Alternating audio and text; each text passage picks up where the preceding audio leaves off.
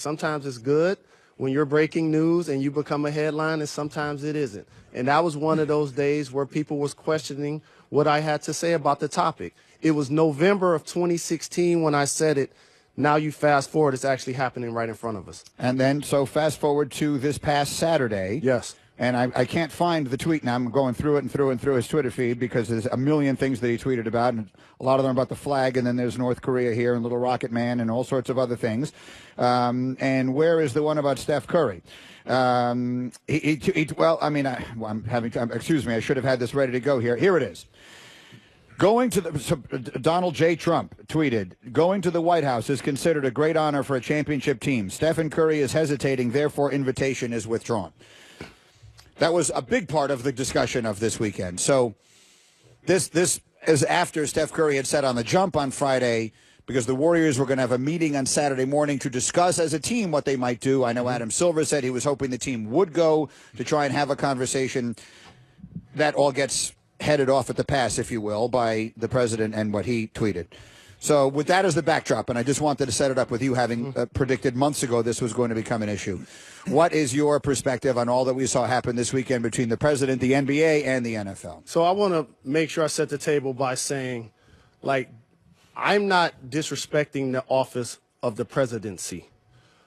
I'm just going to talk about the behavior of the individual that's the 45th president, and I agree with you. It's actually 44 people that's held that office that sits in that chair.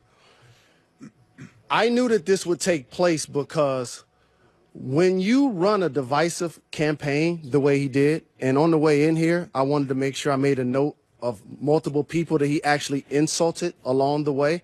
The disabled. He mocked a reporter with a disability. Muslims, blacks, Asians, women, POWs, i.e. John McCain.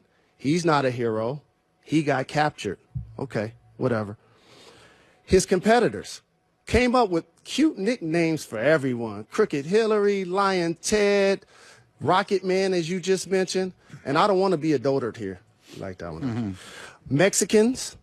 And so when you run a divisive campaign and you don't win the popular vote, yet you still hold the office of president, there will be people that have an adverse response to it. And so the unique thing about being an NBA player and or an NFL player, predominantly black sports for whatever it's worth, unlike NASCAR, who he tweeted about his appreciation for that, but we all know the dichotomy in that scenario. All of a sudden, you have NBA players saying, we don't want to stay at Trump-branded hotels. And again, I'm going to make sure I acknowledge, this isn't personal. I've actually gone to a boxing match with Tom Brady and Donald Trump in New Jersey, Antonio Tarver, Roy Jones Jr. I've stayed at Trump-branded hotels. I lived in Trump Tower when I played for the New York Knicks for 25 games. So this isn't personal in any way, shape, or form. But now when you fast forward that behavior, NBA players have a level of power and say, you know what? We're going to balk back at your behavior.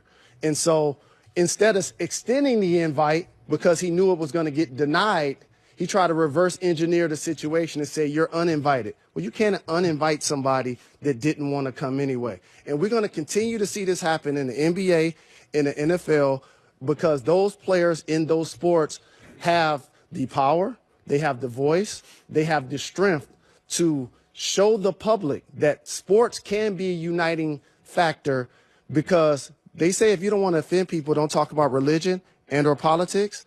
Well, it's just the opposite in sports. This is a place where you can go to an arena. You can go to a stadium. There's a billionaire sitting there. There's the average working Joe, all rooting for the same squad. And so what he thought he was doing, dividing people through sports, he actually is going to unite. And all of those owners, are probably about 8 of them who are in the NFL, who were supporters of Trump, they have to be kicking themselves in the butt today. Because think about it. SOBs is what you call us, because we're trying to take our liberties and our choice to make a protest, a peaceful one at that, during the flag is just disrespectful, and it should be beneath the office of the president. The part I didn't know fully, did the Golden State as a team say they weren't going to go, or was it just... Again, they were having a meeting on... The plan was they were going to meet Saturday morning as their training camp opened and have a discussion about whether they were going to go or not. Right. Friday, Steph Curry went on The Jump with Said Rachel. he wasn't going to go. He didn't say that. He said he was inclined at this point not to go. I don't want to put words in his mouth, but it was something to the effect of he was disinclined to go, but he was going to go to the meeting with an open mind. It was something to those lines. Now, Kevin Durant has made it very clear in comments multiple times that he didn't want any part of going prior to this. But they were, in theory, going to have a meeting on Saturday morning. Trump heard Steph Curry's comments and uninvited them before they had a chance to discuss whether they were going to go or not.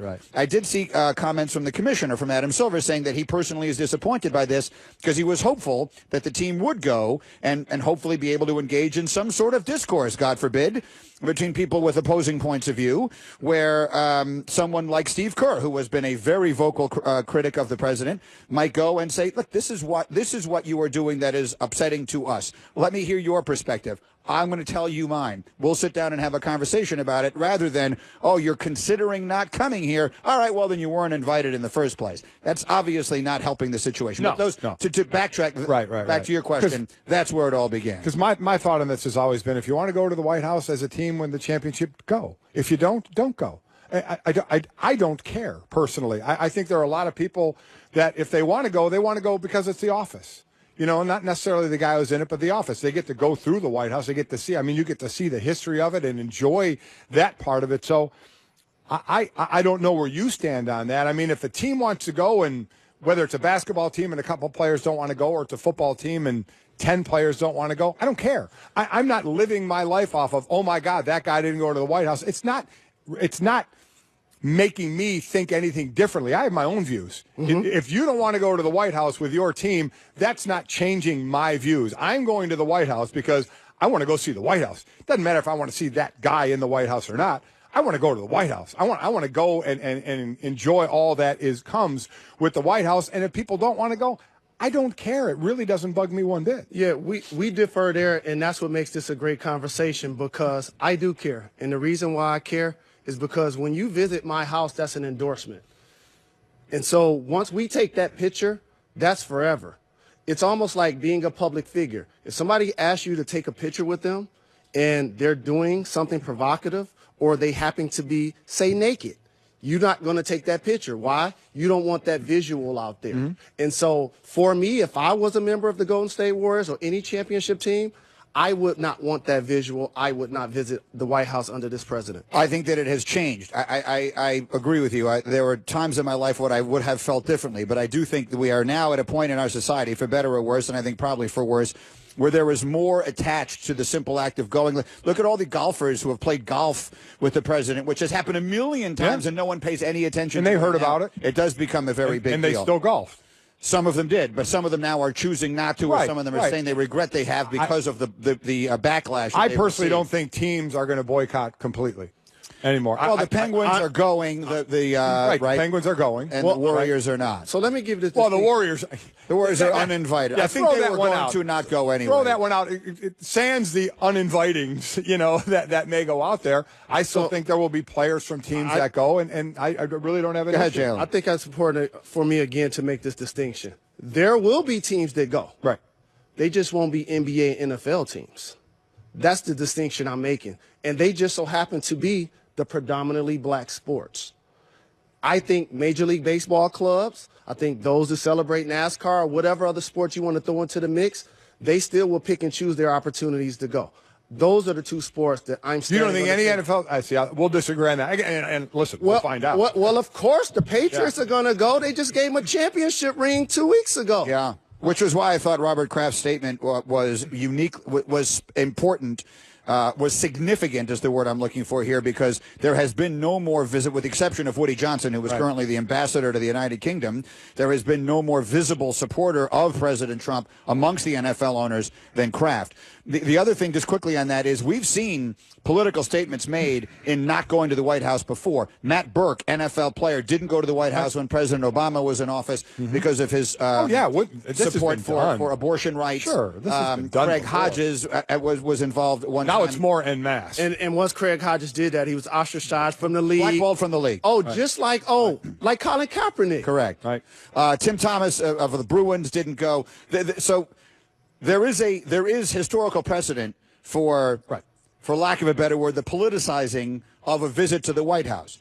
I think we are at a time right now, for many people, I certainly not for all people, for many people, where it has gone beyond just being the honor of being invited to the White House, which it was for you and me when we went there. Yes, absolutely. But it has now become a little, I do believe that right now for a lot of people it has become different. No, I believe it has. I don't think it's going to be boycotted. We're going to agree to disagree that it will be boycotted by teams en masse. I'm going because I'm going to steal a pen. Because here's why. Because there will be teams and owners who support Donald Trump. So therefore, they're going to take their team, but I guarantee you what? There are going to be a slew of players that won't be with them. Oh, I agree with that completely. Yeah, there'll be more of that, yeah. And I think we've already seen. We can actually look, instead of speculating, we can look into exactly what numbers, because the Patriots did go in celebrating this year's championship. All right, we're way late here. Much more to do as we